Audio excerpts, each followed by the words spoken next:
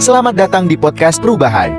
Kali ini, kami sajikan konten yang berisi gagasan dari 3 capres tahun 2024 untuk penguatan KPK dan polisi.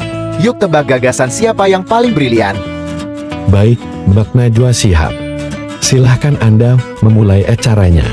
Rekomendasi yang sama diberikan oleh tim percepatan reformasi hukum yang menyebut perlu ada revisi lagi undang-undang KPK untuk mengembalikan independensi pada lembaga ini.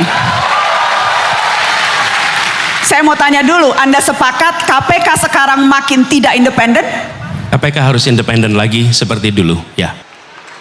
Jadi konkretnya, ketika ada revisi yang kemudian membuat staf KPK, karyawan KPK menjadi ASN sebagaimana ASN yang lain, otomatis mereka tidak lagi memiliki ruang untuk mandiri. Satu. Yang kedua adalah posisinya yang berada di bawah presiden.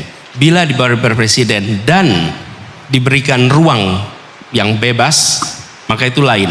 Tapi kita tidak pernah tahu siapa presiden di masa yang akan datang, apakah akan selalu memberikan ruang kepada KPK untuk menjalankan tugasnya sesuai dengan kewenangannya.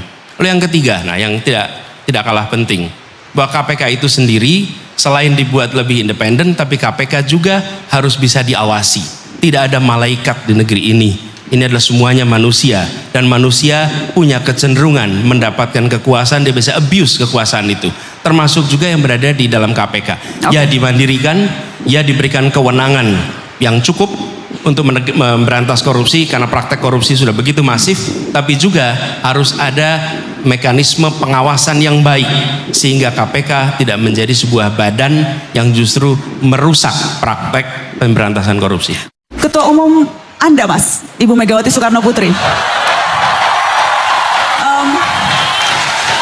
Ibu Mega sempat mengeluarkan pernyataan, bubarin saja KPK, tidak efektif. Saya mau tanya, Anda sependapat dengan Ibu Ketua Umum? Dalam konteks penegakan hukum, boleh nggak ada slide yang bisa ditampilkan ya dari sisi hukum tadi itu? Baik dari jumlah penindakan kasus korupsi yang ada di Indonesia 2018-2022, biar semua publik audiens tahu sikap saya sebagai capres.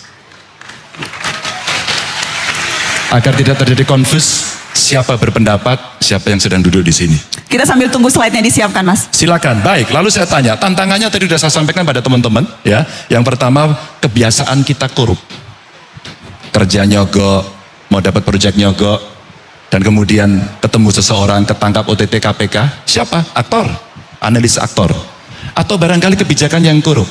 Karena regulasi menguntungkan sebagian dan kemudian itu dijadikan seolah-olah ini untuk kepentingan bersama, tapi yang bermain itu beberapa orang saja.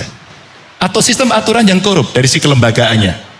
Jangan-jangan memang aturannya kurang bagus. Atau terakhir, ya prakteknya yang tiap hari tertolerir itu sudah biasa kok, nggak apa-apa. Namanya juga orang kuasa, power tends to corrupt. Nggak bisa. Ini tantangannya. Maka saya tuliskan Mbak di dalam solusi ini. Penguatan kejaksaan KPK dan kepolisian yang disebut sebagai APH. Clear? Masih jadi tidak lagi? sependapat bahwa KPK harus dibubarkan, malah justru harus dikuatkan. Sepakat dikuatkan. Sepakat dikuatkan. Artinya, Mas, saya mau follow up dengan pertanyaan yang lebih konkret. Silakan. Artinya, apakah ketika nanti Anda menjabat presiden, KPK akan diperkembalikan lagi independensinya, tidak seperti sekarang? Dikuatkan. Revisi, Mas. Revisi apakah kemudian akan dikembalikan? Karena revisi undang-undang KPK dinilai banyak pihak, itulah problem utama kenapa KPK kita sekarang melempem. Harus saya jawab ketiga kalinya. 1, dikuatkan. 2, revisi regulasi. Sejauh ini Anda merasa KPK masih melakukan tugasnya dengan maksimal? Atau ada penilaian yang memang wajar kalau orang kecewa terhadap institusi ini? Saya kira ya, kita ini membangun negara pasti banyak kita kecewa, pasti banyak yang kita tidak puas, ya kan? Saya kira itu wajar, ya kan? Dan memang benar bahwa harus ada pengawasan karena kekuasaan condong untuk membuat orang korup. Harus kita awasi terus, harus kita cari upaya-upaya memperbaiki, begitu. Baik, apa topik? Tapi yang penting jangan ada kesan ini tidak baik, bubarkan. Nah, itu jangan. Jadi tidak setuju dibubarkan ya Pak? Saya mau mulai dengan polisi, Mas, yang kerap kali dapat sorotan publik dalam waktu terakhir ini. Real, konkret, rencana Anda terhadap reformasi lembaga kepolisian? Akan Anda apakan polisi kalau Anda dapat kekuasaan?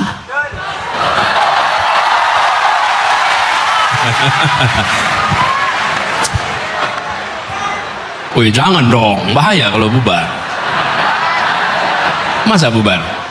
Gini, kita membutuhkan kepolisian yang akuntabel, transparan, bersih. Dan menurut saya langkah nomor 1 adalah memperbaiki mekanisme akuntabilitas di dalam kepolisian. Semua langkah yang dikerjakan adalah langkah yang bisa dipertanggungjawabkan. Ada transparansi atas semua yang dilakukan. Mengapa? Karena adalah institusi publik.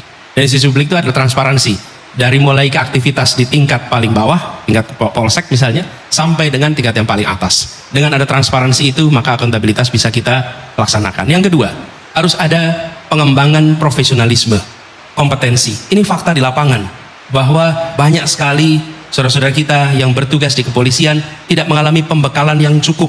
Kalau tidak punya keterampilan, pengetahuan, kemampuan untuk bisa menggunakan segala macam teknik baru, maka teknik-teknik lama lah yang akan dipakai. Dalam interogasi, ilmu interogasi sudah berkembang begitu besar. Tapi kalau kita tidak mempelajari ilmu-ilmu itu, maka teknik-tekniknya juga akan teknik-teknik lama. Dan apa yang terjadi?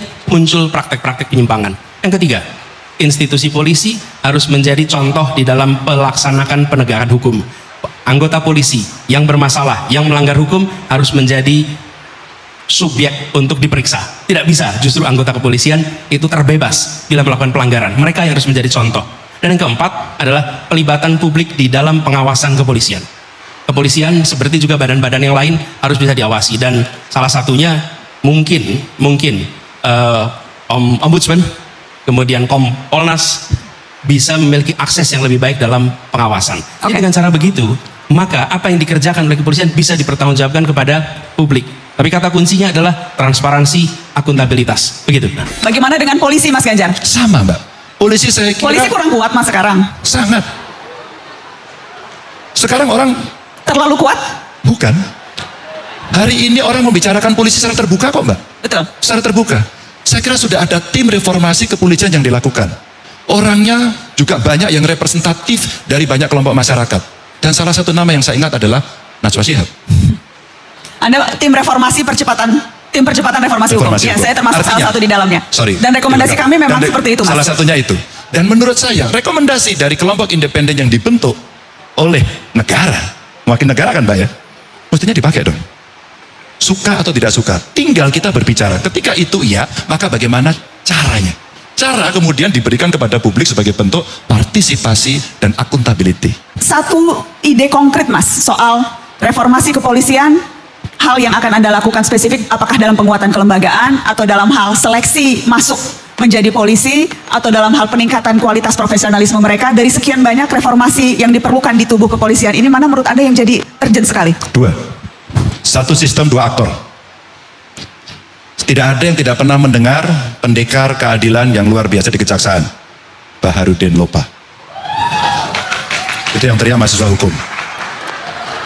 Mahasiswa hukum dan orang Makassar seperti saya. Iya. Idola Dia dari almarhum Pak Sulawesi Lopa. Barat ya, betul.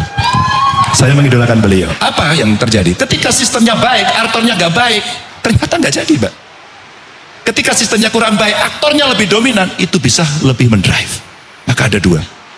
Maka yang mesti dilakukan adalah sistem yang kemudian diperbaiki dan memilih aktor. Saya kira semua institusi harus kita kaji. Yang mana kita rasakan kurang pas, ya kita perbaiki. Itu namanya reformasi hukum, reformasi institusi dan sebagainya. Saya kira yang paling penting adalah pengawasan diri, ya, otokritik atau auto pengawasan. Kita minta semua institusi membenahi diri, dan itu harus dikendalikan oleh sistem yang kuat, dengan sistem audit, dengan BPK yang aktif, dengan BPKP yang aktif, dengan KPK yang aktif. Ini membuat jerat. Kalau kita lihat kepolisian sekarang, kita lihat beberapa jenderal-jenderal pun dihukum. Beberapa jenderal-jenderal yang seolah berkuasa bisa dihukum. Bagaimana pendapat Anda? Kalau Mimin jelas pilih gagasan dari Pak Anies Baswedan,